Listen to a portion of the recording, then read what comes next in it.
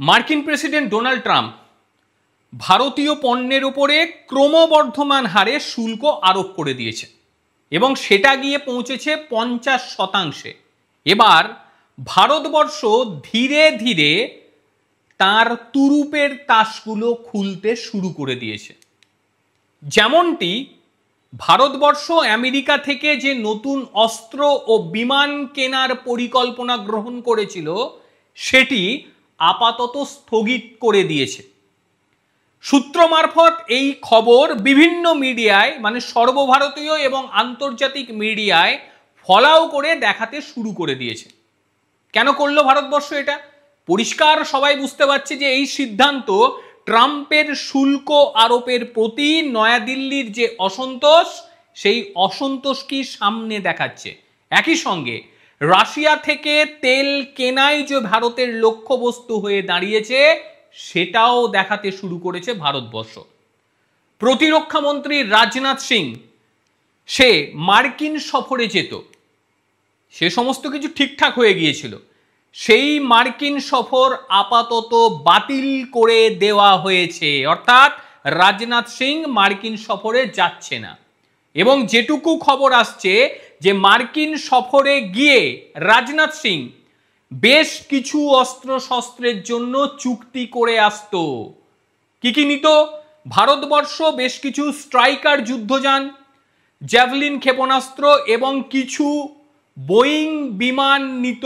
এই রকমই খবর সামনে আসছে এবং সেই আলোচনা আর এগোবে না, এটা ভারতবর্ষ অসমর্থিত সূত্রে পুরো মাত্রায় স্পষ্ট করে দিয়েছে।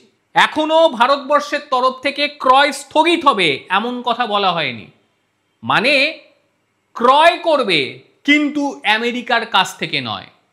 এই ক্রয় পৃথিবীর অন্য দেশের কাছ থেকেও হতে পারে। আর এই কথা শোনার সঙ্গে সঙ্গে বিশ্বের বিভিন্ন দেশ তারা ভারতের সঙ্গে যোগাযোগ করতে শুরু করে দিয়েছে। পরিমাণটা তো কম নয়, বিরাট পরিমাণ টাকা। প্রথমেই যোগাযোগ করে দিয়েছে ফ্রান্স যে আমরা আছি আপনাদের সঙ্গে, আপনাদের সোর্স কোড লাগবে তো সেটাও দিয়ে দেব, বলুন কি লাগবে, কত স্কোয়াড্রন লাগবে খালি একবার বলে দেখুন। কিন্তু ভারতবর্ষ এইবার বিচার বিবেচনা সবকিছু করে তারপর এই কাজে অগ্রসর হবে, তার আগে নয়। প্রতিরক্ষা মন্ত্রণালয় এবং পেন্টাগন এখনো পর্যন্ত এই বিষয় নিয়ে কিছু জানায়নি, জানাবার কিছু নেই, কারণ ভারতবর্ষ অফিসিয়ালি এই বিষয় নিয়ে কোনো তথ্য দেয়নি এবং দেবেও না।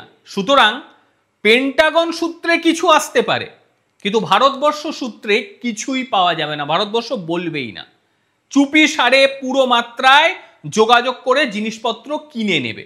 ভারতীয় পণ্যের ওপরে যে 50% শুল্ক বৃদ্ধি, এতে ভারতের যেমন ক্ষতি হবে আমেরিকার যে ক্ষতি কম হবে এমনটি কিন্তু ভাবার কিছু নেই, কারণ আমেরিকারও কিন্তু যথেষ্ট বেশি পরিমাণে ক্ষতি হতে পারে। রাজনাথ সিং এর সফরের সময় যা জানতে পারা যাচ্ছে, ভারতীয় নৌবাহিনীর জন্য 6টি বোয়িং P-8I যে বিমান, সেই বিমান কেনা হতো এমন পরিকল্পনা নেওয়া হয়েছিল, 6টি, সেটাও পুরো মাত্রায় শেষ হয়ে গিয়েছে। প্রস্তাবিত $3.6 বিলিয়ন এই চুক্তি হওয়ার সম্ভাবনা ছিল আরো বেশি, সেটাও আর হবে না। আর এই যে ট্যারিফ, এই ট্যারিফ খেলায় ভারতের তো ক্ষতি হবেই, কিন্তু ওই আমেরিকানদের ক্ষতি হতে ইতিমধ্যেই শুরু হয়ে গিয়েছে। বিকল্প পথের সন্ধান তারা করবে, তারা ভারতীয় মাল নেবে না, কারণ এত দাম নিয়ে ভারতের মাল নেওয়ার কোনো যুক্তি তাদের কাছে নেই। ভারতের মানের মাল পেতে গেলে তাদের অনেক কাঠখড় পোড়াতে হবে। এইবারে আমাদের ভারতবর্ষেও কিন্তু আমেরিকা ব্যবসা করে। 2023-24 সালে ভারতবর্ষে তারা ব্যবসা করেছে $47 বিলিয়ন। তারা কি কি দেয় ভারতে, কি কি দিয়ে ভারতে ব্যবসা করে, যেমন মিনারেল ফুয়েলস নেয়, যেমন অয়েল এবং এলএনজি রয়েছে, সেটা প্রায় $10 থেকে $12 বিলিয়ন। স্টোন ও মেটাল নেয় $8 থেকে $10 বিলিয়ন। এয়ারক্রাফট এবং তার পার্টস নেয় $3 থেকে $4 বিলিয়ন। মেশিনারি এবং ইকুইপমেন্টস নেয় প্রায় $3 বিলিয়নের। ইলেকট্রনিক্স নেয় প্রায় 2 থেকে 3 বিলিয়ন, মেডিকেল ইনস্ট্রুমেন্ট 1 থেকে 5 মিলিয়ন তারা নেয়। এছাড়াও অর্গ্যানিক কিছু কেমিক্যালস নেয় 1 থেকে 2 বিলিয়নের। এগ্রিকালচার প্রোডাক্ট রয়েছে ভারতবর্ষ নেয়, যেমন অ্যালমন্ডস নেয়, অ্যাপেলস নেয়, কটনস নেয়, সোয়াবিন নেয়, সেটারও পরিমাণ প্রায় 2 বিলিয়ন। অর্থাৎ এত কম নয়, ওই 47 বিলিয়ন টাকাটা ফেলে দেওয়ার মতন টাকা নয়, সেটাতে অহরহ ব্যবসা তারা করে যাচ্ছে। এখনো ভারতবর্ষ ট্যারিফ লাগায়নি, তাকায়নি ভারতবর্ষ ওদিকে। ভাই করছিস কর, কিন্তু ভারতবর্ষ যদি ওদিকেও তাকায় তাহলে কিন্তু সমস্যায় পড়ে যাবে আমেরিকা, বড় ধরনের সমস্যায় পড়বে। এই 47টা শূন্য হতে সময় লাগবে না। আর 47 বিলিয়ন ডলারটা যে খুব অল্প পয়সা এমন কথা কেউ বলবে না। এইবার এই ট্যারিফের ফলে ভারতবর্ষেরও কিন্তু ক্ষতি হচ্ছে। যেমন আমেরিকান বেস যে সমস্ত কোম্পানি রয়েছে, অ্যামাজন, ওয়ালমার্ট, তারা কিন্তু ভারতের অর্ডারকে ক্যান্সেল করছে, এটা বাস্তব। কারণ অতিরিক্ত টাকা তাদের লেগে যাবে, এখান থেকে যখন মাল নিয়ে যাবে অল্প পয়সায়, কিন্তু ওখানে যখনই বিক্রি করতে যাবে মেড ইন ইন্ডিয়া যেহেতু, তার উপরে ট্যারিফ চাপবে, সেটা বাইরে আর তারা সেভাবে বিক্রি করতে পারবে না। ফলে এটা একটা বড় সমস্যা ভারতে তৈরি হয়েছে। এইবার ভারত সরকার কিছু সিদ্ধান্ত অবশ্যই নিতে পারে, ভারতবর্ষ ট্যাক্সের ছাড় দিতে পারে। একই সঙ্গে ভারতবর্ষ বিশ্বের অন্যান্য দেশগুলিতে, যেমন ল্যাটিন আমেরিকা, ইউরোপ, আফ্রিকা, বিরাট মার্কেট খুলে আছে, ব্রিক্সের মার্কেট খুলে আছে, সেই সমস্ত মার্কেটে এগুলোকে পাঠাবার যে প্রস্তুতি সেটা নিয়ে ফেলেছে, যাতে খুব অল্প পরিসরে আমেরিকা আঘাত দিতে পারে ভারতে, সেই ব্যবস্থা কিন্তু ভারত সরকার করছে। কিন্তু এর মধ্যেই দুঃখের বিষয়, ভারতের কিছু নেতা তারা আবার বলছে নাকি আমেরিকার কাছে মাথা নত করতে হবে। ভেবে দেখুন কি বলবো এদেরকে। প্রেস মিট করছে, প্রেস মিট করে বলছে আমেরিকা যেটা বলছে সেটা মানছে না কেন। এবার ভেবে দেখুন এরা কার দালাল, কি বলবো। মানে চিৎকার করতে করতে নিজেরই খারাপ লাগে, আর চিৎকার করার মতন অবস্থায় নেই, মানে আমিও করতে পারছি না চিৎকার। মানে এদেরকে কি বলবো, এরা ভারতীয় না ভারতীয় হয়ে এরা ভারতের শত্রু আমার জানা নেই।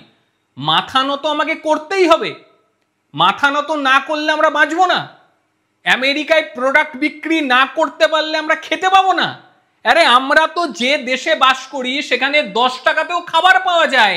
আমরা যে দেশে বাস করি সেই দেশে দুপুরবেলায় 30 টাকায় পেট পুড়ে খাওয়া যায়। এই দেশটা তো আমেরিকা নয়। বিলাসিতা করব না ভাই, আমরা এইভাবেই থাকবো, আমরা এইভাবেই থাকতে অভ্যস্ত।